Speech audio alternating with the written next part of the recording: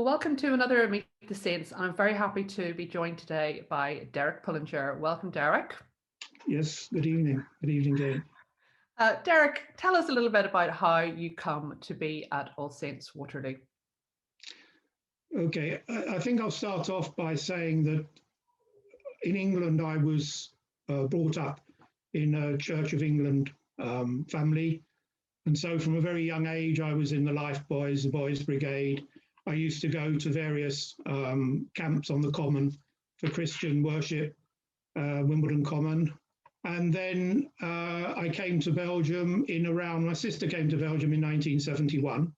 She came to work for NATO. And she went to church in Brussels.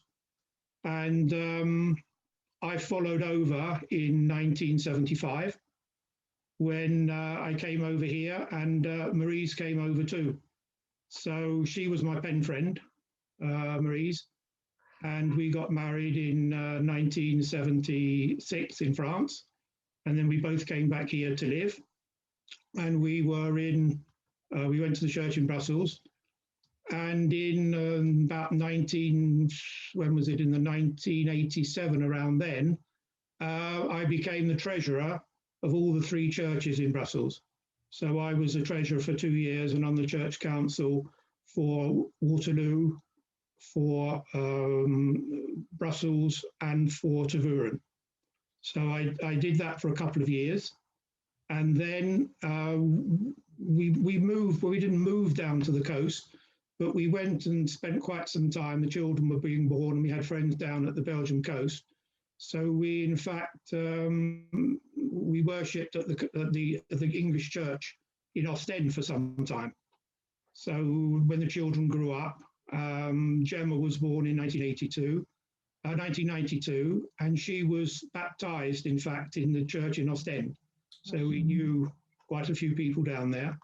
And then we came back to Houlaart, where we were living at the time, and we joined, well, we'd already been in the Brussels church, so we joined the church in Argenteuil.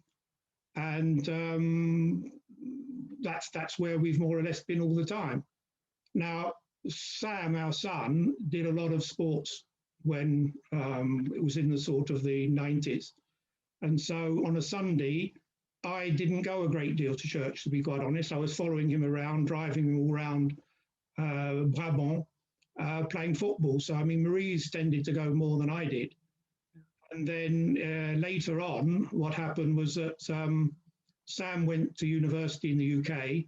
We then bought a flat up there for him to live in and for us to stay in when we went up there. And in 2010, I retired. And I moved my residency then to the United Kingdom. So Maryse carried on working, and so she was working for 11 years, really. So I've been waiting for Maryse to retire in some ways. We didn't know at that time where we would retire. We were more or less certain to retire here in Belgium, but it wasn't certain. Then Brexit came along, and then Gemma had a Belgian boyfriend, constructed the house. Now we've had the baby. So we're more or less settled here now in Belgium. Wow. So that's the situation at the moment. Right. And you've talked a little bit about your Church of England background. What about the personal side of your faith? What's been important to you as a Christian person over the years? Well, very much I think the practical side of the Christian faith, showing by example, leading by example, really, more than anything. I think my faith has been more based on doing things and what I do and what I act and by principles rather than anything else. Yeah. Well, so you and I would say that's the important side to me. You and I have got to know one another really since the lockdown, haven't we, with all the different online stuff that All Saints Waterloo has been supporting its community with. Anything particular in that offering that is important to you? Sorry, in what sense, sorry? Well, with the Wondrous Wednesdays or the Complet, Bible study. Yes, I've appreciated very much. Yes, I've appreciated very much the Wondrous Wednesdays. Yeah. That's really been a highlight. And I also like the Complet. Yeah. I used to like Evensong back in the UK, which I find a very nice service. Used to go to Liverpool Cathedral for Evensong. And in fact, our church back when I was very young also had evensong. So they're two services that I very much appreciate. Yeah. Yes. Yeah. And you've just joined the church vestry, so that's a new Yes. step in. And what are you hoping to get involved in terms of serving on the vestry, do you think? Well, I think quite possibly the financial and the administrative side, but also something possibly on the environmental side. Oh, yeah. Yeah, the two charities, which is the Oasis and Domissum, I think are excellent. But I have been sort of saying for some time, shouldn't we be also supporting something in Wallonia on the environmental nature project? I had suggested at one stage Natagora, and then develop a little bit what was done during the task force on climate and creation. So possibly get involved also in that side of things. I know that I think later on we will be discussing that, but at the moment nothing has come out of that, out of the convocation. What's Natagora? Just, do you know anything about that already? Or? Yes, we already pay for Natagora. So it protects the environment in all of Wallonie and Brussels. So they tend to buy up land, they do bird protection, you can join and do walks with them. But the idea is they buy up land and for biodiversity reasons, tracts of land to stop development on them. So if you have a look on the website for Natagora, it's mainly in Brussels and also in Wallonie, in Wallonia. Oh, excellent, excellent. So I think we should be doing something for the environment, especially when you just had a grandchild. She's at the moment, not 2 months old. In 2050, when we're meant to have virtually carbon-free, she will be thinking, say, of having a child. She'll be 29. In 2100, when she's 80, what will the Earth be like? So I really do think that we should be doing a lot more. So you're thinking about the next generations of yeah. coming after us.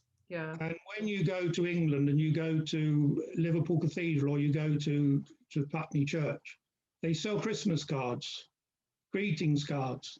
There's not a single card that is for nature or nature preservation, right? Not a single one. So they'd have 50 different cards and they're all very good charities, but not a single one is there. So I asked the people responsible, they couldn't answer me. And I think that is very much lacking in the Christian faith at the moment. Yeah. So do you, are you hopeful for the climate, given that, I mean, it's had a little bit of a rest, hasn't it, during this lockdown, and people haven't been polluting the atmosphere as much? Are you hopeful that that might continue? I think it will continue a little, but I'm not convinced that it will continue sufficiently. I think we're just too dependent on our cars. We're too dependent on our comfort. I mean, it just needs major changes, and I'm not sure that we're willing to make those. But I've got some hope. But do you think people might go back to their old ways then after lockdown? You might forget. I think you've only got to look at the news, and all they want to do is start up the tourism industry again, start up the flights again, start up everything as normal. So you don't really hear any change from the powers to be. Yeah, yeah. So thinking a little bit about the future then, what would you say gives you hope when you think about the next year or a few years ahead, either for All Saints or for your family or for the Episcopal Church, whatever group you're thinking of?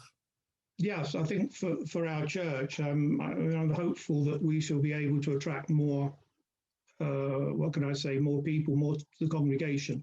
I mean, I think that's absolutely vital in the years to come.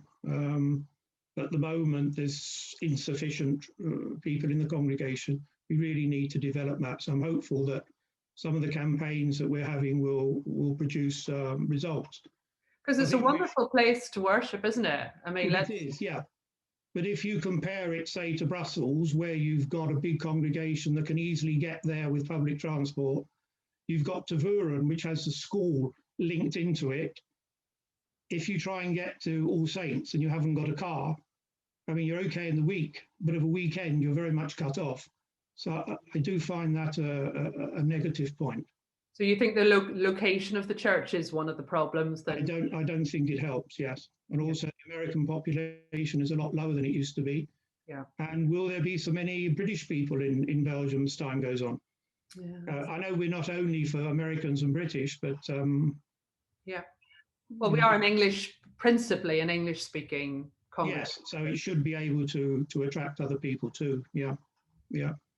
So that's your hope for the future then, that we'll be able to grow as a church and spread that Absolutely. message.